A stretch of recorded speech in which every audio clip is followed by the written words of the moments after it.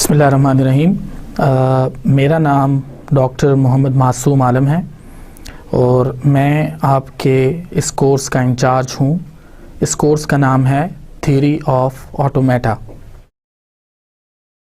आइए सबसे पहले हम देखते हैं कि इसके अंदर हमारे पास कौन कौन सी किताबें एज अ टेक्स्ट और as a reference material use होंगी। तो अज़ीज़ तुलबा, फर्स्ट ऑफ ऑल आपको introduction to computer theory written by Daniel A Cohen, publish by John Wiley, ये किताब आपको as a text material use करना होगी। इस किताब में जितनी एक्सरसाइजेज हैं, इस किताब के अंदर जितना मटेरियल है, वो सारा आपको इस कोर्स के अंदर पढ़ाया जाएगा और उसी में से आपको असाइनमेंट्स भी दी जाएंगी। दूसरे नंबर पे जो किताब है वो है introduction to languages and theory of computation by J C. Martin. अगर कुछ टॉपिक्स के बारे में आपको ज़्यादा पढ़ने की ज़रूरत हो तो आप जे.सी. मार्टिन साहब की किताब जो है उसको फॉर एडिशनल रीडिंग पढ़ सकते हैं। आइए थोड़ा सा कोर्स के बारे में बैकग्राउंड देखते हैं। What does theory of automata means? Theory of automata का क्या मतलब है? The word theory means that this subject is a more mathematical subject and less practical one.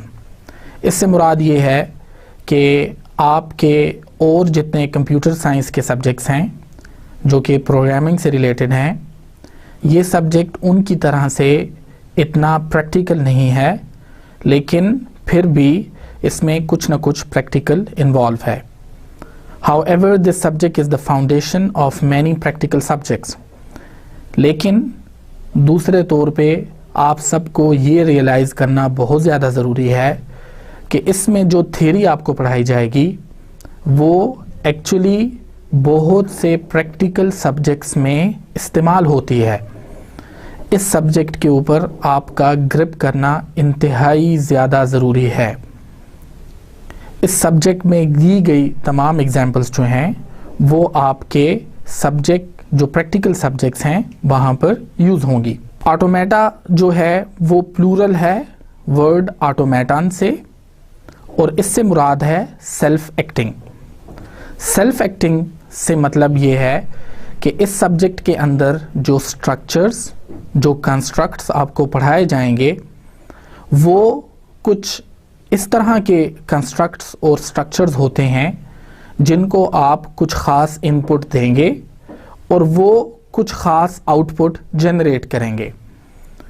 उन स्ट्रक्चर्स और उन कंस्ट्रक्ट्स का जो इनपुट है लेना है और उनसे आउटपुट जनरेट करना है। सेल्फ एक्टिंग से मुराद है कि वो खुद ब खुद उसके ऊपर अमल करते हैं और आपको एक ख़ास जवाब जो है वो दे देते हैं। ये सब्जेक्ट जो है ये फोकस करता है थ्योरेटिकल कंप्यूटर साइंस पे।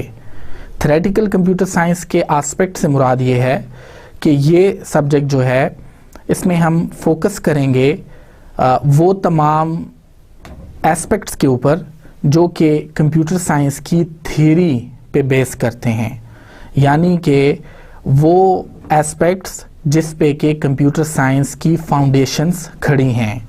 और जैसे कि मैंने पहले बताया कि वो सब्जेक्ट्स जो हैं इस प्रैक्टिकल सब्जेक्ट्स जो हैं वो थ्योरी ऑफ ऑटोमेटा पे डिपेंडेंट हैं और आपके लिए इसकी ग्रिप करना इंतहाई ज़्यादा ज़रूरी है। थ्योरी ऑफ ऑटोमेटा की जो एप्लीकेशंस हैं, किस किस सब्जेक्ट के अंदर आपको इसकी एप्लीकेशंस मिलेंगी। सबसे पहले आपके ग्रेजुएट लेवल पे एक कोर्स है थ्योरी ऑफ कंप्यूटेशन या एडवांस थ्योरी ऑफ कंप्यूटेशन। इस सब्जेक्ट के अंदर जो मज़ीद थ्योरेटिकल एस्पेक्ट्स पढ़ाए जाते हैं, so you need to understand the theory of automata before learning theory of computation. In other words, जो एस्पेक्ट्स आप इस सब्जेक्ट के अंदर पढ़ने जा रहे हैं, जब आप उन एस्पेक्ट्स को पढ़ चुकेंगे तो उसके बाद जो मज़ीद एडवांस सब्जेक्ट आएंगे या मज़ीद एडवांस टॉपिक्स होंगे वो थ्योरी ऑफ कंप्यूटेशन में कवर किए जाएंगे। This means that the theory of automata is actually the initial basis for the computer theory, and then later on topics will be covered in the theory of computation. इसका ये भी मतलब बनता है कि theory of computation का prerequisite जो है वो theory of automata है और आपकी इसमें ग्रिप होना बहुत ज़रूरी है। इसके अलावा दूसरा सब्जेक्ट जो आप अपने अंडर ग्रेजुएट लेवल में पढ़ेंगे वो है कंपाइलर कंस्ट्रक्शन। कंपाइलर कंस्ट्रक्शन का जो सब्जेक्ट है वो डील करता है कंप्यूटर लैंग्वेजेस को कैसे बनाया जाता है, कंप्यूटर लैंग्वेजेस क्या होती हैं, उनके किन किन एस्पेक्ट्स को किस तरह कवर किया जाता है। तो समहाउ थ्योरी ऑफ ऑटोमेटा की मोर प्रैक्टिकल एप्लीकेशन जो है वो कंपाइलर कंस्ट्रक्शन है। और इसका ये भी मतलब है कि कंपाइलर कंस्ट्रक्शन के पढ़ने से पहले आपका थ्योरी ऑफ ऑटोमेटा की ग्रिप होना बहुत ज़रूरी है। पार्सिंग टेक्निक्स जो हैं उनके बारे में भी आप उसी वक्त अच्छे तरीके से अंदाज़ा लगा सकते हैं जब आपको थ्योरी ऑफ ऑटोमेटा का पता होगा। फॉर्मल वेरिफिकेशन एक और एडवांस लेवल टॉपिक है जो कि मुख्तलिफ फील्ड्स में इस्तेमाल होता है। फॉर एग्ज़ाम्पल हार्डवेयर लेवल के ऊपर फॉर्मल वेरिफिकेशन से आजकल काफ़ी मदद ली जाती है एरर्स को रिमूव करने के लिए। सिक्योरिटी में जब आप किसी ख़ास आर्किटेक्चर को वेरीफाई करना चाहते हैं कि वो सिक्योर है या नहीं है तो तब भी आप फॉर्मल वेरिफिकेशन से मदद लेते हैं। और फॉर्मल वेरिफिकेशन के लिए भी कंप्यूटर के थ्योरेटिकल एस्पेक्ट्स के बारे में जान गई होना बहुत ज़रूरी है। और कंप्यूटर लैंग्वेजेस को डिफ़ाइन करने के लिए या कोई भी नई लैंग्वेज बनाने के लिए आपको थ्योरी ऑफ ऑटोमेटा के टॉपिक्स का अंदाज़ा होना बहुत ज़रूरी है। आइए थोड़ा सा देखते हैं कि कंप्यूटर के अंदर कौन कौन सी टाइप्स की लैंग्वेजेस हैं। हमारे पास बेसिकली दो टाइप्स ऑफ लैंग्वेजेस हैं। एक वो लैंग्वेजेस हैं जिनको हम फॉर्मल लैंग्वेजेस कहते हैं। Formal languages are used as a basis for defining computer languages. और एक वो लैंग्वेजेस हैं जिनको हम इनफॉर्मल लैंग्वेजेस कहते हैं। इनफॉर्मल लैंग्वेजेस से मुराद है जैसे कि आपकी इंग्लिश है। अब ये इंग्लिश मुख्तलिफ मुल्कों में मुख्तलिफ अंदाज से बोली जाती है। अगर आप यूके में जाके उनका इंग्लिश का डायलेक्ट देखें तो वो डिफरेंट है। इसी तरीके से अमेरिकन पीपल उनको डिफरेंट तरीके से बोलते हैं। और हो सकता है कि एशियन पीपल स्पेशली पाकिस्तान और इंडिया वाले जो हैं वो उनके इंग्लिश के अल्फाज डिफरेंट तरीके से अदा करते हैं। तो ये इनफॉर्मल लैंग्वेजेस हैं। इनफॉर्मल लैंग्वेजेस से मुराद ये है कि उनका कोई प्रॉपर स्ट्रक्चर डिफाइंड नहीं होता। बहुत से नए वर्ड्स जो हैं वो उनके अंदर शामिल हो जाते हैं लेकिन उनके बारे में कोई ख़ास रूल्स एंड रेगुलेशंस मौजूद नहीं होते। जब हम फॉर्मल लैंग्वेजेस की बात करते हैं जो कि कंप्यूटर लैंग्वेजेस भी होती हैं आपके पास एक pre defined set of symbols और स्ट्रिंग्स होती हैं। This means that you have a pre defined set of symbols and strings and outside those symbols and strings nothing is allowed in that language. उस language के अंदर कुछ भी allowed नहीं होता। फॉर्मल लैंग्वेज थ्योरी से मुराद ये होती है कि formal language theory studies purely the syntactical aspects of a language. Syntactical aspect से मुराद ये है कि आप उस लैंग्वेज के अंदर जो कंस्ट्रक्ट्स इस्तेमाल करेंगे उन कंस्ट्रक्ट्स की डिटेल्स और उसकी एक एक चीज़ को डिफाइन किया जाता है, जिससे कि मुराद ये है कि जो चीज़ें आपने डिफाइन कर दी हैं उसके आउटसाइड कोई चीज़ भी उस फॉर्मल लैंग्वेज में अलाउड नहीं होगी। मैं आपको छोटी सी एग्जांपल देना चाहता हूँ। इंग्लिश में वर्ड गूगल है। अब आजकल गूगल जो है वो बड़ा कॉमन यूज़ होता है सर्चिंग के लिए। मिसाल के तौर पे अगर आपसे कोई कहना चाहता है कि इंटरनेट पे जाके किसी भी टर्म के बारे में सर्च कीजिए तो वो आपसे सिंपल कह देगा जस्ट गूगल इट। अब ये गूगल का वर्ड जो है ये कहाँ से आया है, कैसे इंग्लिश के अंदर इसने अपनी जगह बनाई है, इसका हमें कुछ अंदाज़ा नहीं है, because it is part of informal languages. But when we talk about formal languages there are a set of rules. उन रूल्स एंड रेगुलेशंस को फॉलो करना इंतहाई ज़्यादा ज़रूरी है। सिंटैक्टिकल एस्पेक्ट से मुराद ये होती है कि जब आप किसी भी वर्ड के स्ट्रक्चर को देखते हैं, फॉर एग्जाम्पल जैसे कि आपको यहाँ पे एग्जाम्पल बताई गई है, वर्ड है ABCD। अब ये वर्ड अगर किसी लैंग्वेज में अलाउड है तो सिंटैक्टिकल एस्पेक्ट से मुराद ये है कि हम इसके स्ट्रक्चर को देखेंगे कि आया ABCD अलाउड है किसी भी लैंग्वेज में। अगर तो वो अलाउड है तो फिर हम इससे ज़्यादा उसमें किसी किस्म की डिटेल्स में नहीं जाएंगे, हम उसके मतलब को जानने की कोशिश नहीं करेंगे। मतलब in other words we will not try to understand the semantical aspects of a language. We will just focus on the syntactical aspects. आया एक वर्ड जो है उसकी कंपोजिशन ठीक हुई है, क्या एक वर्ड जो है वो रिक्वायर्ड नंबर ऑफ सिंबल्स से बना है, क्या एक वर्ड जो है वो किसी भी लैंग्वेज के अंदर अलाउड है या नहीं। इस तरह से हमें इन तमाम चीज़ों का ख्याल रखना पड़ता है फॉर्मल लैंग्वेजेस के अंदर।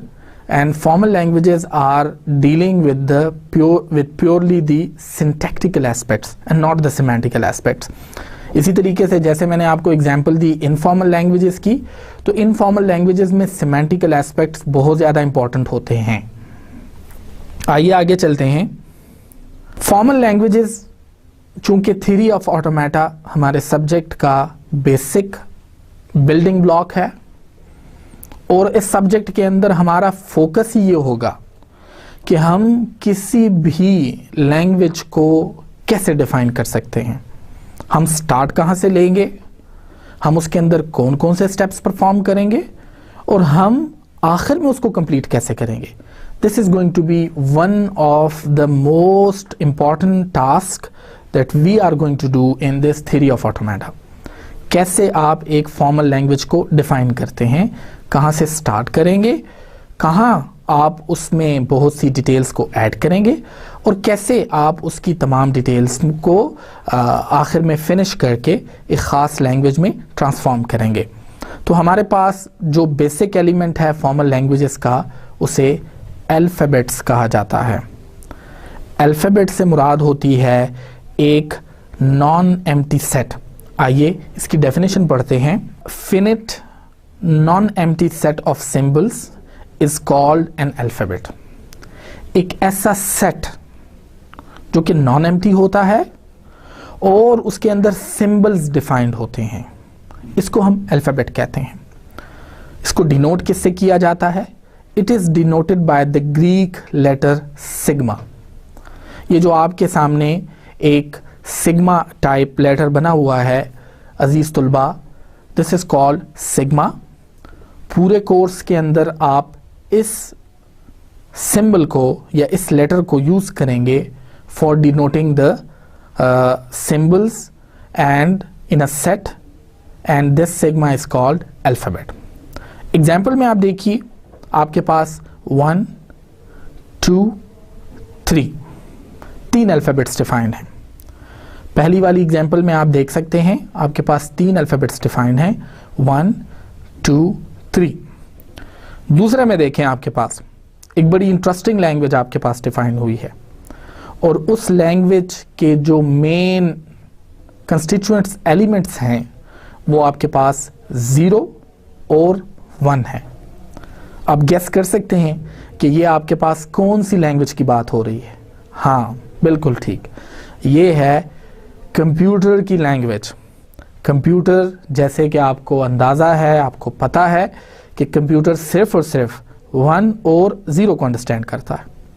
सिमिलरली आपके पास सिग्मा में तीसरी लैंग्वेज जो डिफाइंड है वो है I, J और K। अजीज तुलबा, इससे पहले कि मैं आगे जाऊं, मैं आपसे पूछना चाहूँगा कि जब आप किसी लैंग्वेज, फॉर्मल लैंग्वेज, जब भी हम थ्योरी ऑफ ऑटोमेटा में लैंग्वेज की बात करेंगे तो इस चीज़ का आपको बखूबी अंदाज़ा होना चाहिए that we will be talking about formal language, not about informal language. Informal languages theory of automata के कोर्स डिस्क्रिप्शन में नहीं आती। Basically we will focus on the formal language, लेकिन हम फॉर्मल लैंग्वेज कहेंगे नहीं। हम जब भी लैंग्वेज कहेंगे उससे मुराद होगी फॉर्मल लैंग्वेजेस।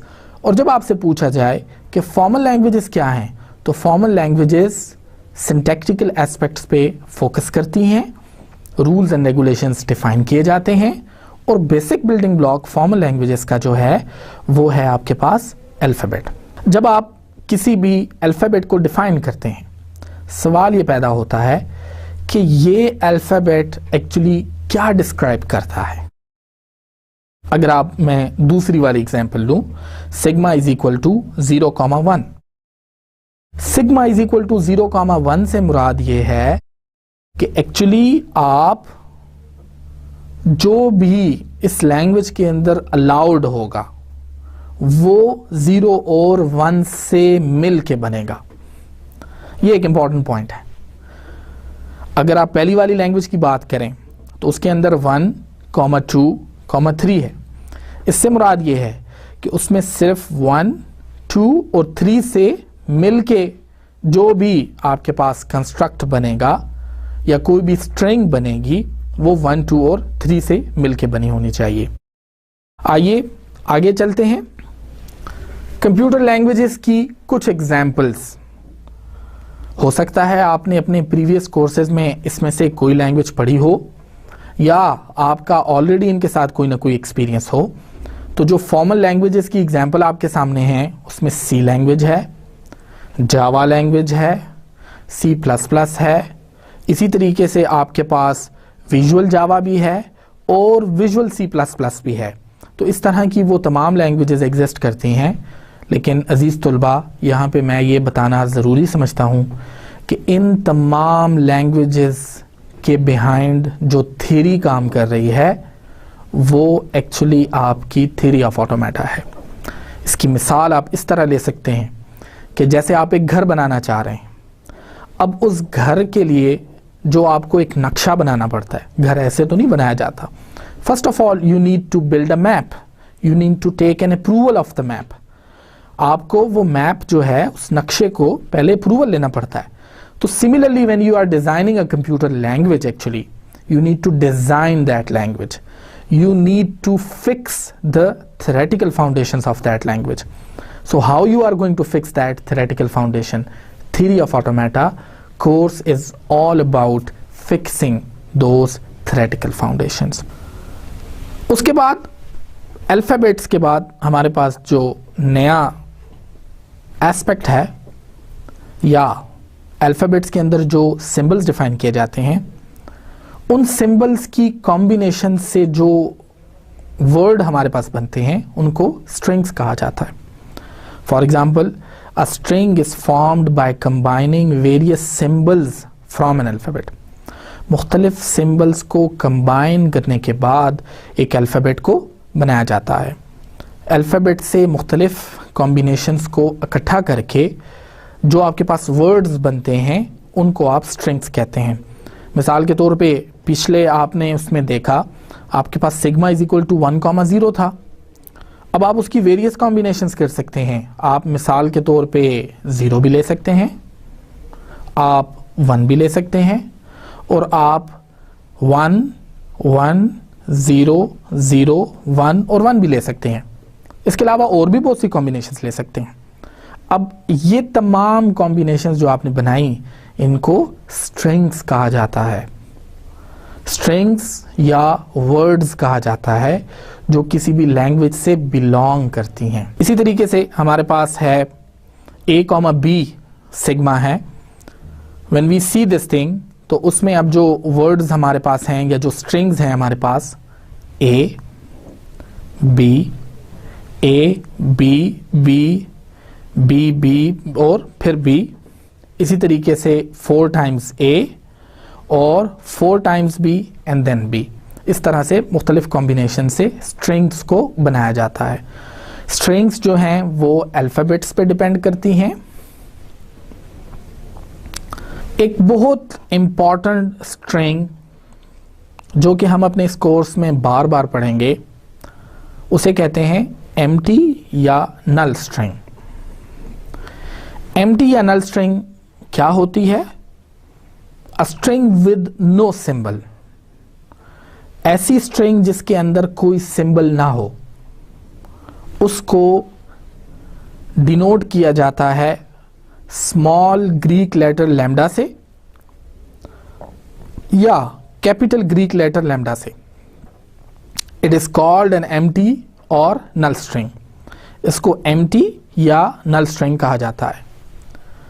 अजीज तुलबा, इस कोर्स के अंदर हम जो कैपिटल ग्रीक लेटर लैम्डा है उसको यूज करेंगे और मैं आपकी आसानी के लिए यहां पे बताना चाहता हूं कि please don't confuse it with the logical operator and. Logical operator and को भी कुछ इसी तरह से यूज किया जाता है, लेकिन आप इसके साथ उसको कंफ्यूज ना करें। इसका साइज थोड़ा सा बड़ा है, जबकि लॉजिकल ऑपरेटर एंड जो है जब उसे आप डिस्क्रीट मैथ में या किसी और सब्जेक्ट में यूज करेंगे तो उसका साइज थोड़ा सा छोटा होता है। एक और इम्पॉर्टेंट चीज जो इस कोर्स के अंदर आपको ख्याल रखनी है कि हम कभी भी सिग्मा के अंदर हम कभी भी एम्प्टी या नल स्ट्रिंग अलाउ नहीं करते। सिग्मा हमारे पास क्या है? सिग्मा से मुराद है अल्फ़ाबेट। तो अल्फ़ाबेट्स के अंदर हम नल स्ट्रिंग को अलाउ नहीं करते, लेकिन हम इस चीज को जरूर अलाउ करते हैं कि जो स्ट्रिंग्स बने उसमें नल स्ट्रिंग हो सकती है, लेकिन नल स्ट्रिंग को एज अ सिंबल हम यूज नहीं करते अपने अल्फ़ाबेट्स के अंदर। तो आपको इस चीज का भी ख्याल रखना होगा। आगे बढ़ते हैं। वर्ड्स क्या होते हैं? अजीज तुलबा, जैसे मैंने आपको बताया, स्ट्रिंग्स और वर्ड्स तकरीबन एक ही चीजें हैं। Words are strings that belong to some specific language. वर्ड्स उन स्ट्रिंग्स को कहा जाता है कि जो किसी खास लैंग्वेज को बिलोंग करती हैं। अगर आपके पास, नीचे एग्जाम्पल में है, अगर आपके पास सिग्मा जो है वो है ए, तो आप उसकी लैंग्वेज को डिफाइन कर सकते हैं L is equal to A, double A, triple A और इस तरह से सो फोर्थ। अब जब आप L is a set of words हैं और ये तमाम जो वर्ड्स हैं ये बिलोंग करते हैं आपके पास सिग्मा, जिसमें कि सिर्फ एक अल्फ़ाबेट है, एक सिंबल है आपके पास और वो है ए। लेकिन जैसे कि आखिर में लिखा हुआ है कि A, double A are the words of L but not A B. बिल्कुल ठीक, आपने बिल्कुल सही गैस किया कि ए बी जो है वो इस लैंग्वेज का हिस्सा क्यों नहीं है? इस वजह से कि उसमें एक ऐसा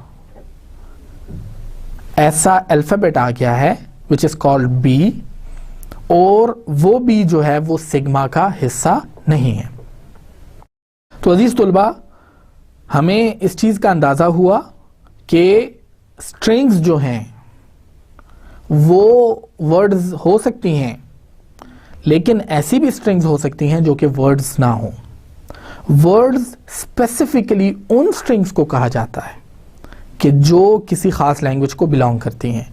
इस केस के अंदर आपके पास ए जो है वो भी स्ट्रिंग है, वो वर्ड भी है। डबल ए जो है वो वर्ड भी है, वो स्ट्रिंग भी है। लेकिन जो ए बी है, अब वो स्ट्रिंग तो है लेकिन वो वर्ड नहीं है, और उसकी रीज़न ऑब्वियस है, वो बिल्कुल आपके सामने है। वो ये है कि ए बी जो है वो किसी भी लैंग्वेज को बिलोंग नहीं करता। यहां हमने एक बहुत इंपॉर्टेंट पॉइंट स्टैब्लिश किया, और वो ये है कि आप के पास ऐसी स्ट्रिंग्स भी होंगी जो किसी लैंग्वेज का हिस्सा होंगी, और ऐसी स्ट्रिंग्स भी होंगी जो किसी लैंग्वेज का हिस्सा नहीं होंगी। तो जो स्ट्रिंग्स किसी लैंग्वेज का हिस्सा होंगी आप उन्हें वर्ड्स कहेंगे, और वो स्ट्रिंग्स जो किसी लैंग्वेज का हिस्सा नहीं होंगी आप उन्हें स्ट्रिंग्स कहेंगे, लेकिन वर्ड्स नहीं कहेंगे। आगे चलते हैं। अब यहां तक तो हमने पढ़ लिया कि अल्फ़ाबेट्स जो हैं वो बड़े बेसिक बिल्डिंग ब्लॉक्स हैं किसी भी लैंग्वेज के लिए। हमें थोड़ा सा देखना पड़ेगा कि उनको डिफाइन करने की गाइडलाइंस क्या हैं, कैसे उनको डिफाइन किया जाए। मतलब जब हम कोई लैंग्वेज डिज़ाइन कर रहे हैं तो यहाँ तक तो हमें समझ आ गई कि अल्फ़ाबेट जो है वो उस लैंग्वेज का बेसिक बिल्डिंग ब्लॉक है, वो बुनियाद है। अब उस बुनियाद को कैसे हम सीधे तरीके से डालें ताकि हमारा सारा घर जो है या जो हमारी लैंग्वेज है वो सही बने। तो the following are the 3 important rules for defining alphabets for a language. पहला, जैसे हमने पढ़ा, should not contain empty symbol. जो ग्रीक लेटर लैम्डा है कैपिटल, वो अल्फ़ाबेट का हिस्सा नहीं होना चाहिए। उससे आप में आपकी लैंग्वेजेस में कंफ्यूजन्स नहीं पैदा होंगी अगर आपने उसको डिफाइन ना किया। दूसरा इंपॉर्टेंट चीज, जब सिग्मा आप डिफाइन करेंगे तो उसके अंदर जितने भी सिंबल्स या लेटर्स होंगे उनका फिनिट होना जरूरी है। आप सिग्मा इनफिनिट डिफाइन नहीं कर सकते, और इसी तरह से जो the number of symbols are finite हैं।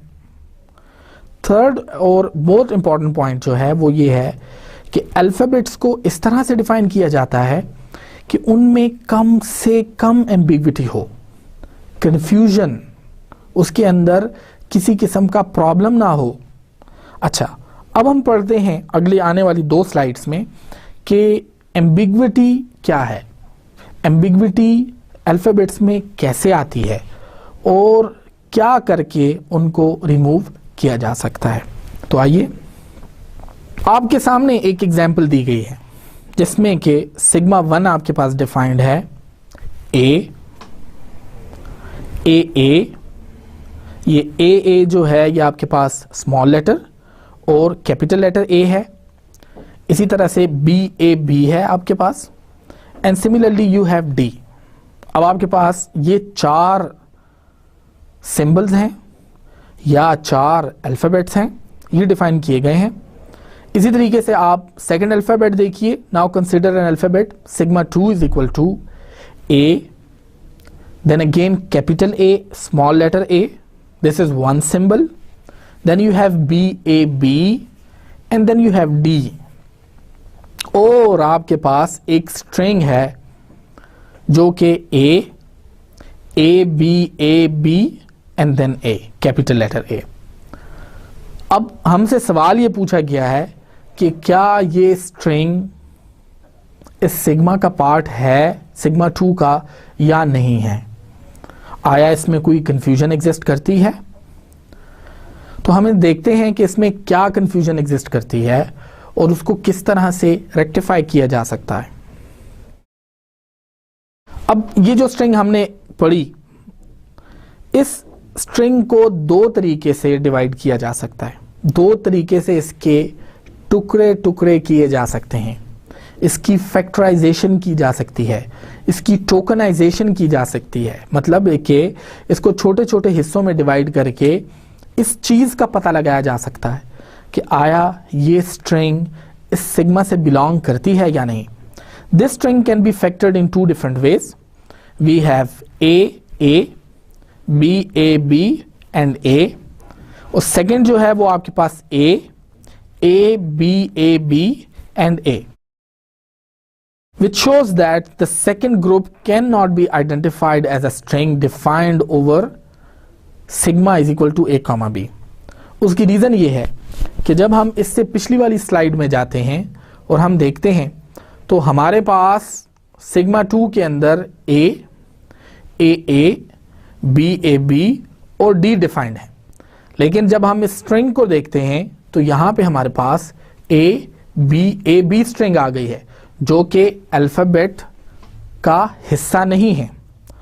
अब इस तरह से एक कंफ्यूजन पैदा हो गई कि स्ट्रिंग को आया पहले वाले तरीके से आधा किया जाए, पहले वाले तरीके से उसके टुकड़े टुकड़े किए जाएं, या दूसरे वाले तरीके से उसके टुकड़े टुकड़े किए जाएं। तो इस लिहाज से अब हमें थोड़ी सी कंफ्यूजन हो गई। और ये कंफ्यूजन क्यों पैदा हुई? ये कंफ्यूजन हमारी अल्फ़ाबेट्स के डिफाइन करने के तरीके की वजह से हुई। आइए देखते हैं कि वो उसमें एम्बिग्विटी क्या है। This is due to ambiguity in the defined alphabet sigma 2। Why there is an ambiguity? Okay, why ambiguity comes?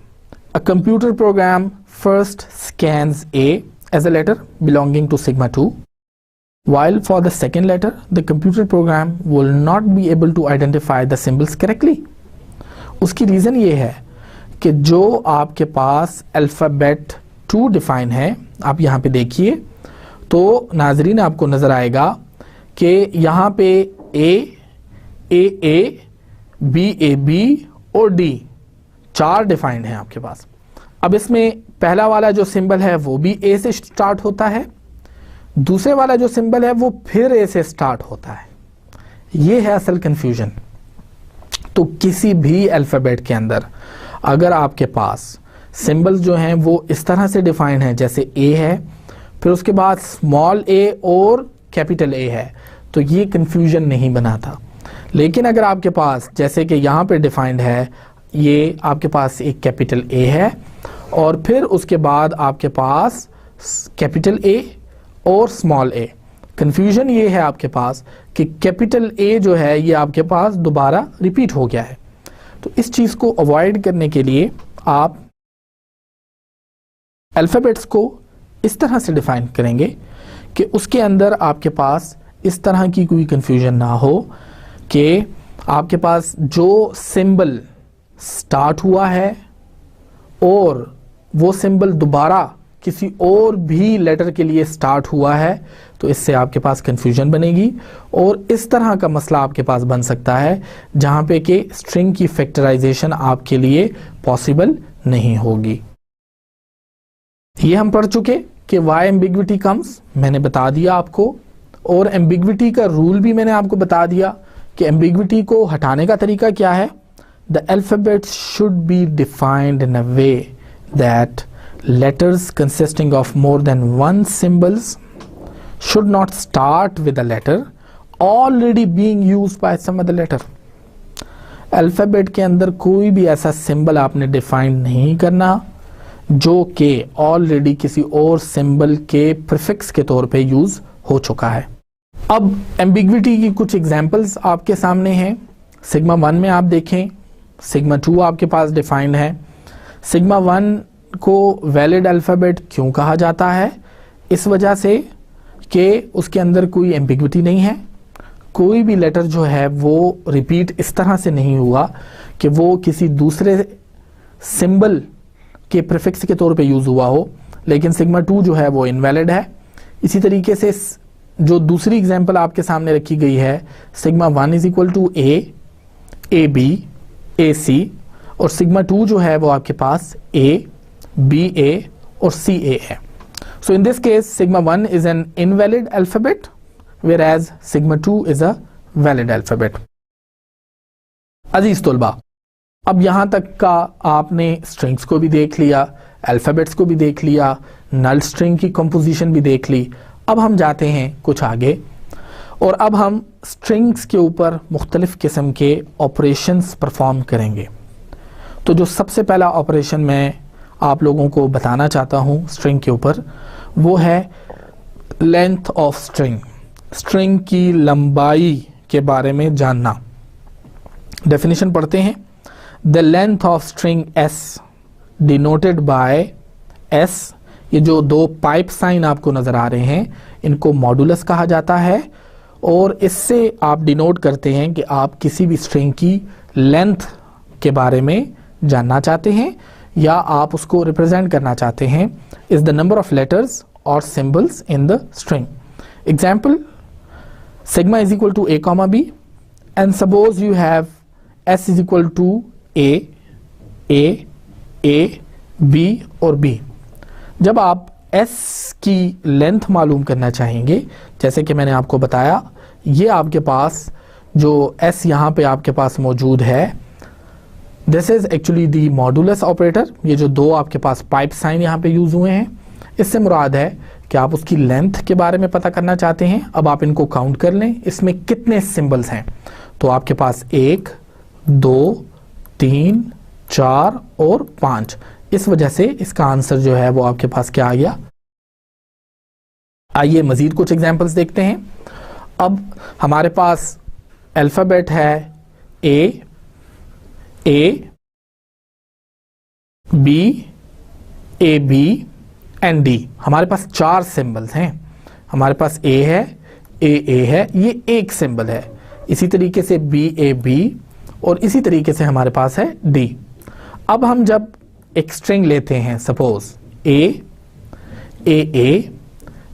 B और ए एंड डी, जब हम उसकी फैक्टरिंग करते हैं, टोकनाइजेशन करते हैं, तो पहली स्ट्रिंग हमारे पास ए आ जाती है, दूसरी वाली स्ट्रिंग हमारे पास ए है, तीसरी वाली जो स्ट्रिंग है वो बी है, फिर ए है और फिर हमारे पास डी है। अब कितनी लेंथ हो गई आप गेस कीजिए। क्या इसकी लेंथ जो है वो 5 है, जो कि सही आंसर है, या 1 2 3 4 5 6 7 और 8 है? 8 नहीं है। उसकी वजह यह है अजीज तुलबा, ये एक बहुत बड़ी कंफ्यूजन होगी अगर आप इस चीज़ को अभी क्लियर ना करें, और फर्दर आपको काफ़ी प्रॉब्लम कर सकती है। वो ये है कि आपने हमेशा एक सिंबल को वो करना है। अब आपके पास ये बी जो है, ये आपके पास एक सिंबल है, this is one symbol, this is not be जो है वो आपके पास 3 सिंबल्स नहीं है। इस लैंग्वेज के सिग्मा में इसको एज अ वन सिंबल के तौर पे डिफाइन किया गया है। इस वजह से इसकी लेंथ 1 है, ना कि 3।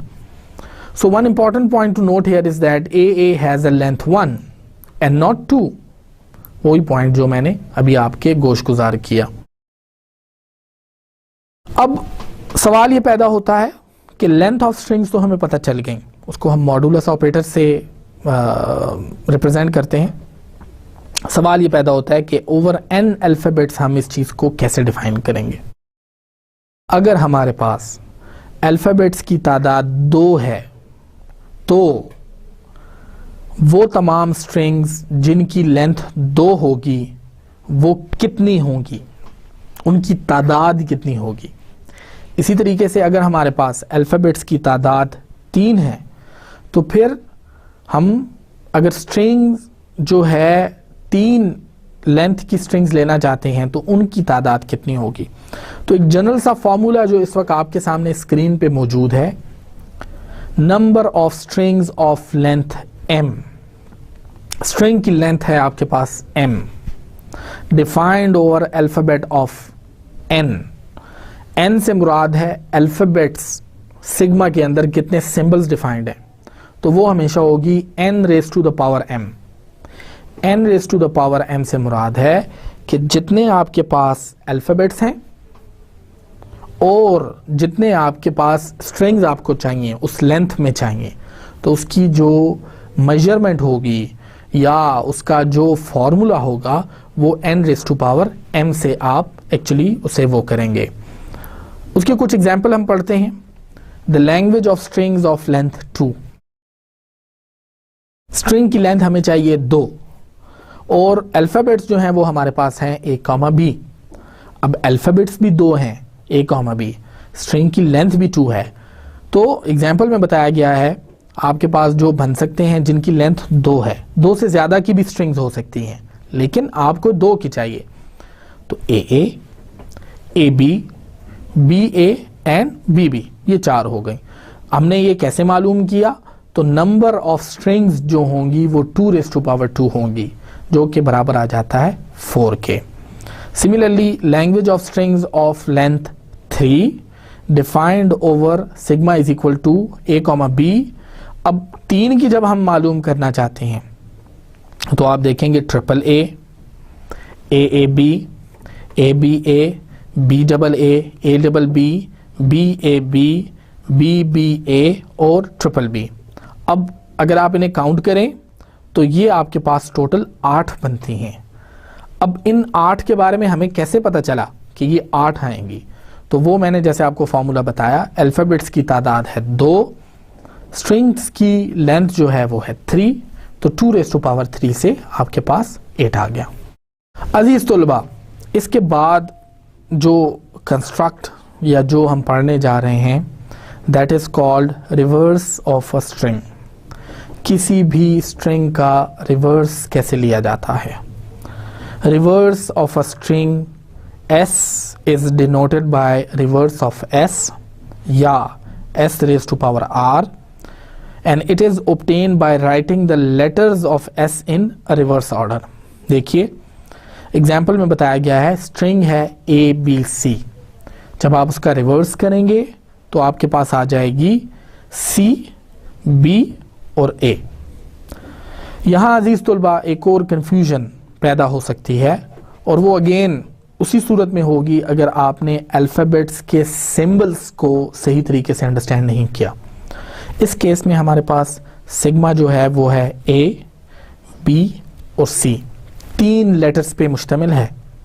इसी वजह से जब हमने ABC को रिवर्स किया तो वो हमारे पास आ गया CBA। जब हम एक दूसरे केस में देखते हैं, एग्जाम्पल हमारे पास अल्फ़ाबेट है A, small letter A and then capital letter A, this is one symbol, BAB is again one symbol and then D, और एक string हमें दी गई है A, small capital A, small a and then A, then BAB, फिर A और फिर D। जब हम इसे रिवर्स करेंगे तो अजीज तुलबा हमारे पास क्या आएगा?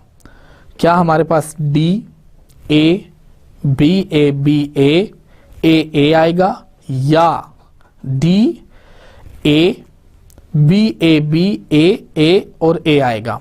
तो इसका दुरुस्त जवाब क्या है, यह आपने खुद गेस करना है और आपने खुद बताना है कि इन दोनों में से कौन सा रिवर्स जो है वो ठीक है। अब हम आते हैं पैलिंड्रोम के ऊपर। Palindrome is a language consisting of empty and null string and the string S defined over sigma such that reverse of S is equal to S। अजीज तुलबा, पैलिंड्रोम उस लैंग्वेज को कहते हैं कि जिसके अंदर आपके पास वो तमाम स्ट्रिंग्स होती हैं, वो तमाम वर्ड्स होते हैं जो कि जब भी उस स्ट्रिंग का रिवर्स लिया जाए तो आपके पास आंसर वही स्ट्रिंग दोबारा आ जाती है। एग्जाम्पल आपके पास क्या है? फॉर एग्जाम्पल अगर सिग्मा आपके पास है A, B, तो जब आप इससे पैलिंड्रोम की लैंग्वेज निकालना चाहेंगे तो आपके पास आ जाएगा नल स्ट्रिंग। नल स्ट्रिंग को रिवर्स किया जाए तो वही स्ट्रिंग दोबारा आएगी A B A A। अब आप A को रिवर्स करें तब भी A आता है, B को रिवर्स करें तब भी B आता है, डबल A को रिवर्स करें तब भी डबल A आता है, डबल B को रिवर्स करें तब भी डबल B आता है, ट्रिपल A है, ABA है। अब आप ABA को दोबारा से रिवर्स कर लें तब भी आपके पास ABA आएगा, और इसी तरह से कुछ और स्ट्रिंग्स जो कि इसके अंदर आपके पास फॉर्म होती हैं। अब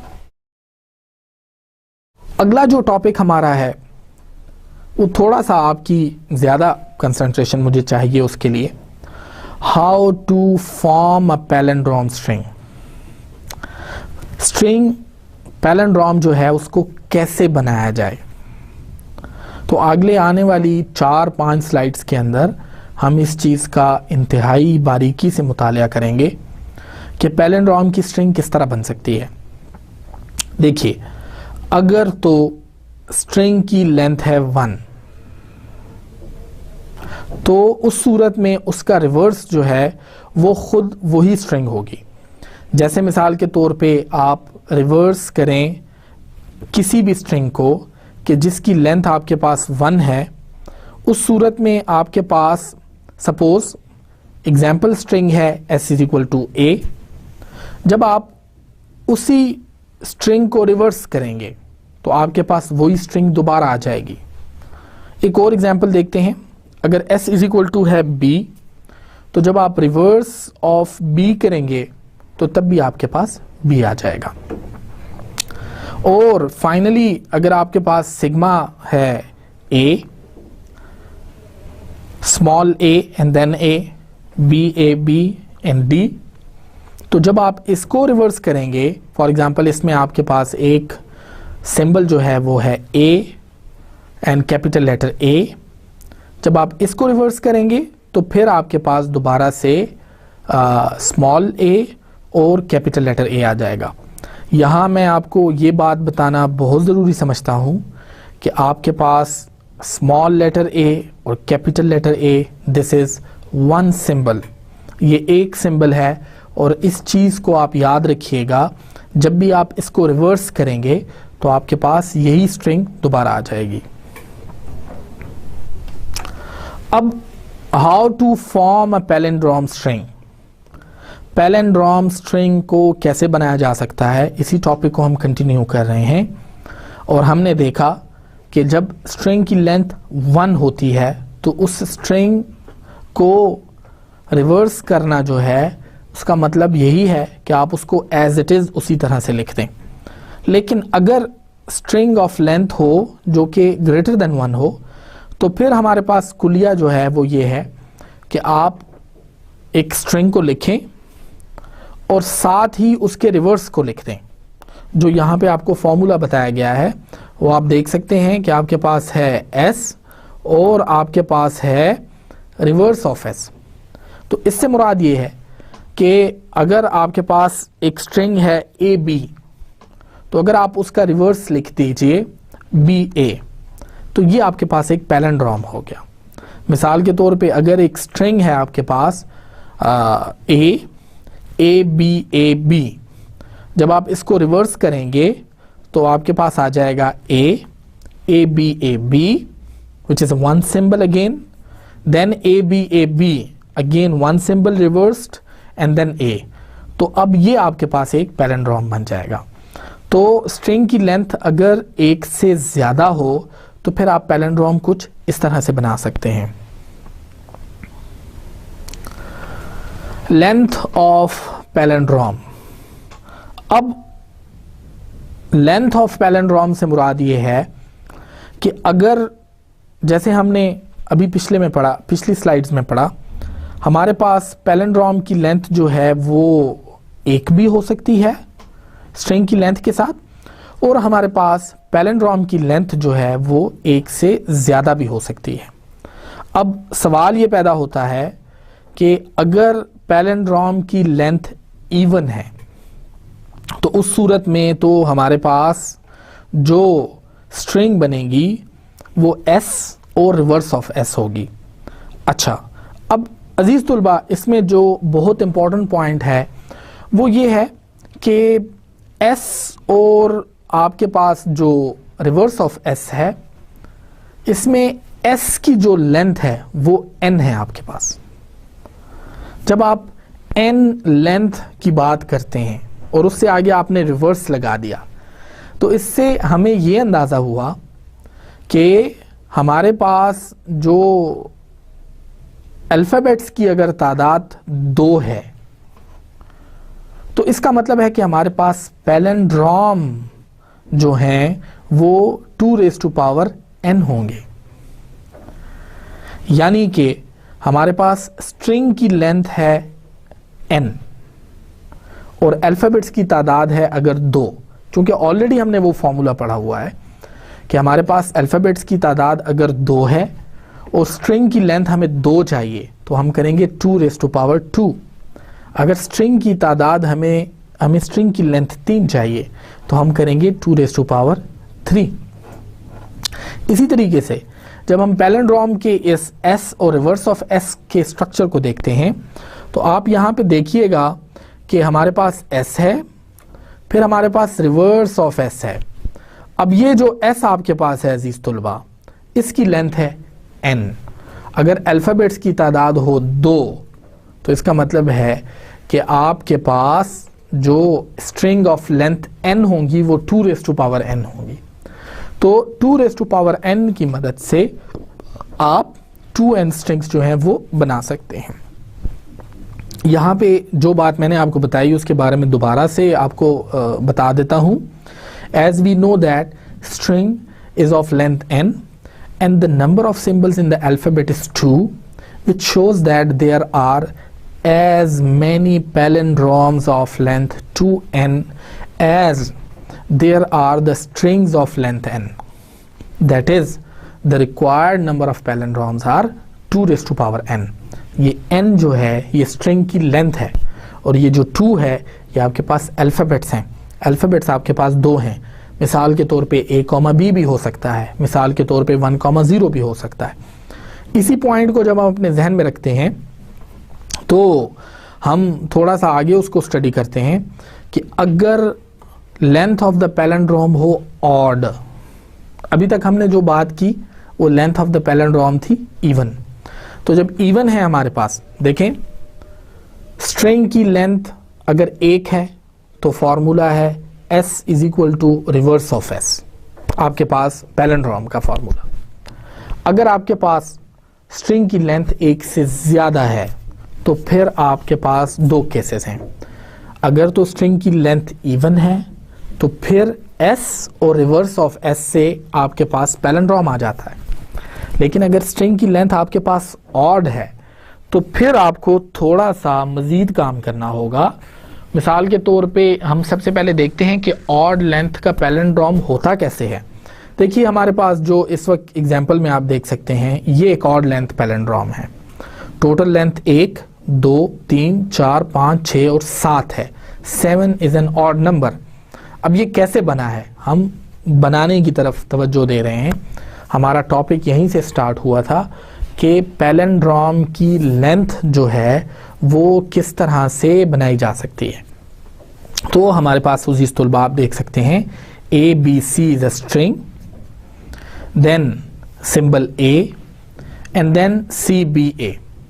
अब ये पैलिंड्रोम क्यों है? इस वजह से अगर मैं इसको दोबारा से यहां से नोट करूं तो ये हमारे पास A B C, ठीक है, और फिर हमारे पास ये A आ गया, फिर हमारे पास अजीज तुलबा हमारे पास दोबारा से C B और A आ गया। तो आप देख सकते हैं कि हमारे पास वही स्ट्रिंग जो है वो दोबारा से जनरेट हो रही है। अब इसमें जो फॉर्मूला है उसको थोड़ा सा समझिए। फॉर्मूला हमारे पास क्या कहता है? फॉर्मूला हमें कह रहा है कि हम बेसिकली एक स्ट्रिंग है हमारे पास S, कोई भी एक सिंबल है जो हमने अल्फाबेट से लिया और फिर रिवर्स ऑफ S है। इस तरह से आपके पास ऑड लेंथ का पैलिंड्रोम बनेगा। कैसे? देखें आपके पास जो स्ट्रिंग है वो है ABC, उसी का रिवर्स आपने किया CBA, और एक सिंबल जो है जो यहाँ पे इस केस में आप देख सकते हैं वो है A, जो यहाँ पे आप उससे इंक्लूड कर सकते हैं। तो ऑड लेंथ पैलिंड्रोम जो है उसमें string is of length n and symbols from the alphabet which appears in the middle and has a length 1 which is subtracted plus the reverse which is again of length n। तो अजीज तुलबा आपके पास जो length आपके पास बन जाती है वो आपके पास इस तरह है n प्लस n माइनस 1। ये जो -1 है ये आप उस एक सिंबल को माइनस कर रहे हैं जिसको कि आपने मिडल में प्लेस किया है।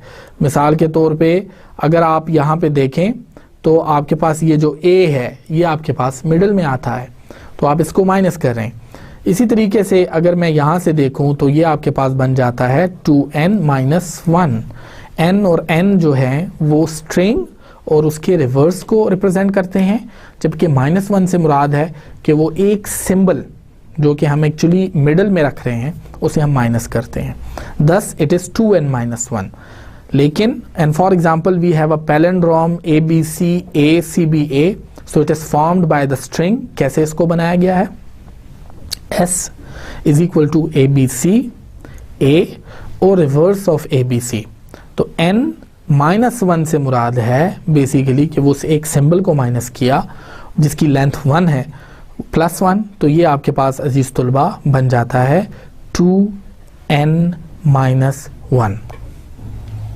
तो अजीज तुलबा मैं आपको एक दफ़ा दोबारा ये चीज़ रिपीट कर देता हूँ कि अभी हमने एक टॉपिक को पढ़ा कि पैलिंड्रोम उन तमाम स्ट्रिंग्स को कहा जाता है जो कि आपके पास एक ऐसी लैंग्वेज को डिनोट करती हैं जिसके अंदर वो तमाम स्ट्रिंग्स होती हैं जिनको कि जब रिवर्स किया जाता है तो उससे वही स्ट्रिंग दोबारा हासिल होती है। इस लैंग्वेज के अंदर आपके पास नल स्ट्रिंग या एम्प्टी स्ट्रिंग भी इंक्लूडेड होती है। अब हम थोड़ा सा मज़ीद इसको देखा हमने कि पैलिंड्रोम को बनाया कैसे जाता है। अगर तो स्ट्रिंग की लेंथ 1 है तो फिर तो आप उसी स्ट्रिंग को उसी तरह लिख दें तो ये आपके पास एक्चुअली रिवर्स भी उसी तरह से हो जाएगा। दूसरी इंपॉर्टेंट चीज़ जो है वो ये है कि अगर पैलिंड्रोम की लेंथ जो है वो इवन है तो फिर फॉर्मूला हमारे पास अजीज तुलबा कुछ इस तरह का बन जाता है, यानी हमारे पास s और रिवर्स ऑफ s जो है ये फॉर्मूला बन जाता है। और अगर हम मिसाल के तौर पे पैलिंड्रोम की लेंथ जो है वो ऑड है तो फिर हमारे पास एक्चुअली ए बी सी और एक सिंबल जो हम उसके अंदर लिखेंगे और फिर सी बी ए, तो इस तरह से आपके पास ऑड लेंथ पैलिंड्रोम बन जाता है। तो अजीज तुलबा, the number of palindromes in the odd case depend on the alphabets or symbols in the sigma. जो भी मिडल में आप सिंबल यूज करेंगे उसके ऊपर डिपेंड करता है ऑड केस में कितने अल्फाबेट्स आपके पास, कितने सिंबल्स आपके पास एक अल्फाबेट में डिफाइंड हैं।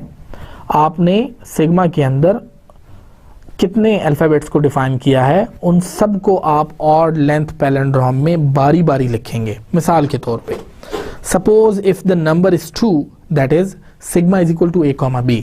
अब दो सिंबल्स हैं हमारे पास a और b, then the number of palindromes of length 2n-1 with a as a middle letter will be 2 raised to power n-1 basically. उसकी रीज़न ये है अजीज़ तुलबा हमारे पास कि जब हम लेंथ में a को यूज़ करेंगे तो फिर उसकी लेंथ जो है, स्ट्रिंग की लेंथ जो है वो हमारे पास n-1 हो जाएगी। तो इस तरह से वो तमाम पैलिंड्रोम्स जिनके मिडल में ऑड लेंथ पैलिंड्रोम जिनके मिडल में a आता है उनकी लेंथ होगी 2 raised to power n-1। इसी तरीके से number of palindromes of length 2n-1 with b as a middle letter will be 2n-1। और जब हम इनको टोटल करेंगे 2n-1 प्लस 2n-1, तो जैसे आप इस इक्वेशन में देख सकते हैं कि आपके पास 2 into 2n-1 which is again 2n आपके पास आ जाता है। इससे हमारे पास एक बड़ा इम्पॉर्टेंट फैक्ट जो है वो प्रूफ हुआ और वो ये है अजीज तुलबा कि वो तमाम पैलिंड्रोम्स जिनकी लेंथ ऑड है और वो तमाम पैलिंड्रोम्स जिनकी लेंथ इवन है, उस केस में जिसमें कि अल्फाबेट्स की तादाद आपके पास 2 है, a और b, 2 सिंबल्स हैं उसके अंदर, तो वो 2n होगी और दोनों बराबर होंगी।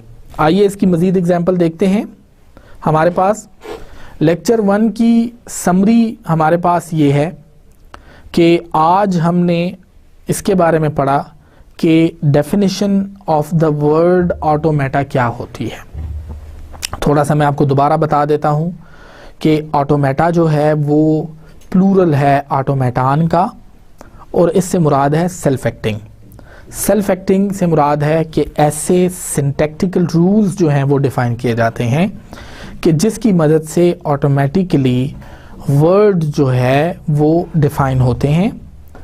मैंने शुरू में आपको बताया इसमें कुछ ऐसे कंस्ट्रक्ट्स हम पढ़ेंगे कि जो कोई ख़ास इनपुट लेते हैं और आपको कोई ख़ास आउटपुट बताते हैं।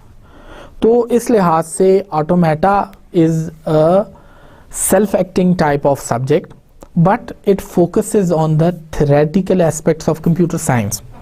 ये थ्योरेटिकल एस्पेक्ट्स पे ज़्यादा फोकस करता है और जो प्रैक्टिकल चीज़ें हैं जैसे कंप्यूटर में आप कंप्यूटर लैंग्वेज में जिस तरह से वेरिएबल्स डिफाइन करते हैं या इस तरह के काम करते हैं और प्रैक्टिकली एक चीज़ को एग्जीक्यूट करके देखते हैं, वो थोड़े से कम हैं।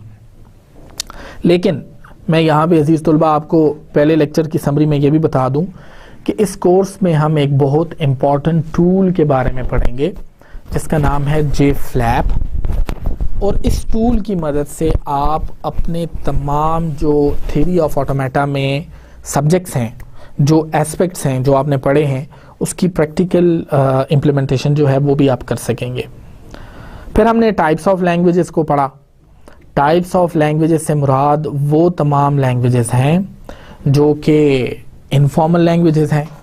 अब इनफॉर्मल लैंग्वेजेस में हमने इंग्लिश के बारे में पढ़ा कि इंग्लिश एक इनफॉर्मल लैंग्वेज है, और इंग्लिश एक इनफॉर्मल लैंग्वेज क्यों है, उसकी रीज़न ये है कि इंग्लिश जो है उसके अंदर वर्ड्स जिस तरह से ऐड किए जाते हैं, कोई ख़ास सिंटैक्टिकल रूल्स नहीं हैं।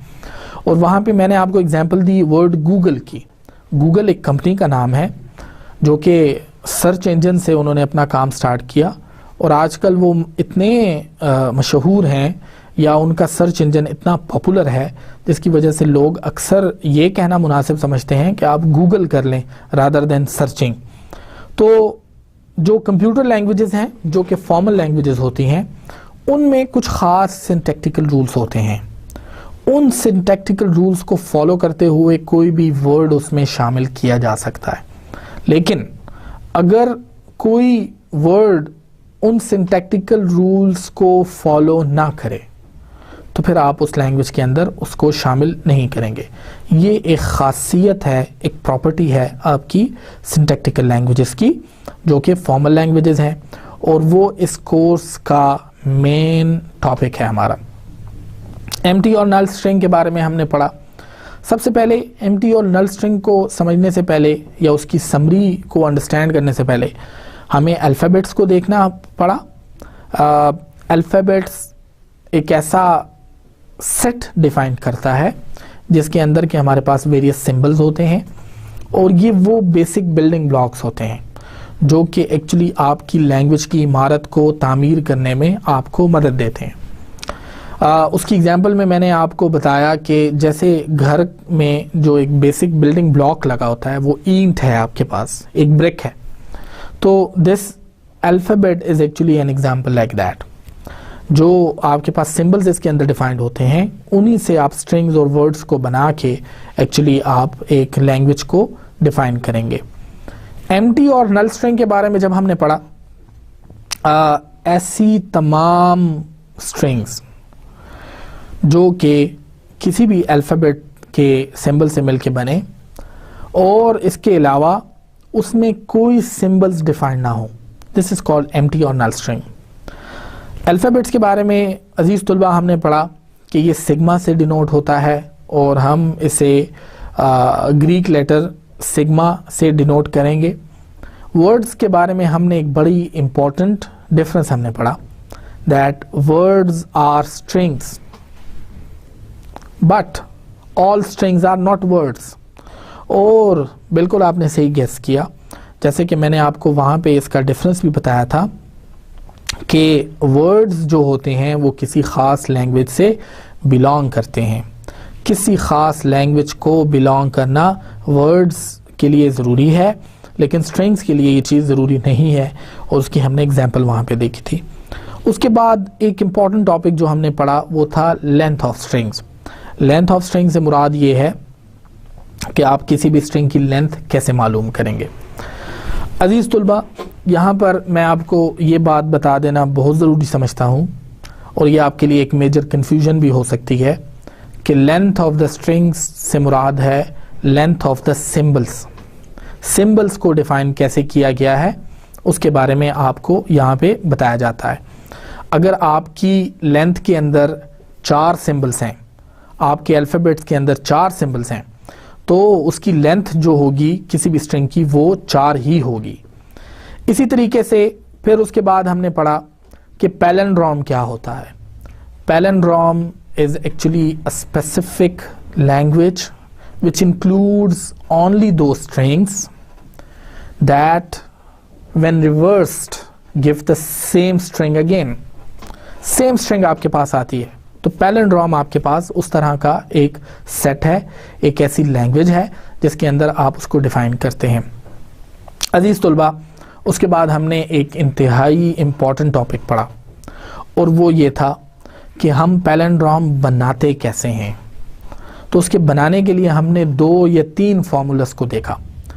पहला फार्मूला अजीज तुलबा हमारे पास ये था कि अगर एक ऐसा पैलिंड्रोम हम बनाना चाहते हैं जिसकी लेंथ 1 है, लेंथ 1 से मुराद है उसमें एक सिंबल है किसी भी अल्फ़ाबेट से, तो उसको बिल्कुल उसी तरह से दोबारा लिख दिया जाए तो वो आपके पास एक पैलिंड्रोम है।